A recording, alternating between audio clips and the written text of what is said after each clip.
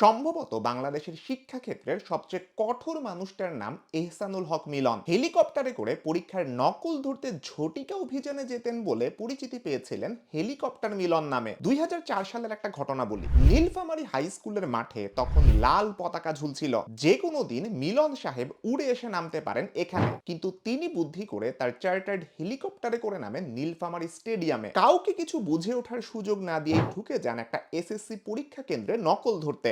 নিজে অনেকে রুমে রুমে যেতেন, নিজের হাতে পরীক্ষার্থীদের তল্লাশি করতেন নকল আছে কিনা। তার ভয়ে পরীক্ষায় আনা অনেক নকলের টুকরা জানালার বাইরে পড়ে থাকতো। নকল নিয়ে কেউ ধরা খেলে এক্সপেলড তো হতোই, সাথে তাকে পুলিশের কাছে দেয়া হইতো। এতটা কঠোর ছিল তখন অবস্থা। এখন তো এমন করলে মেবি সবাই আন্দোলনে নেমে যেত। সেই একই দিনে উনি হেলিকপ্টারে চড়ে 4 জেলায় 10টা কেন্দ্রে ঘুরেন। তখনকার দিনে পরীক্ষায় পাশের হার থাকতো 30 থেকে 50% এর মধ্যে। এইবার যদি উনি শিক্ষামন্ত্রী হন, মানুষ অনেক আগ্রহ নিয়ে অপেক্ষা করবে উনি কি করেন সেটা দেখতে। আমিও সেই অপেক্ষাতেই আছি।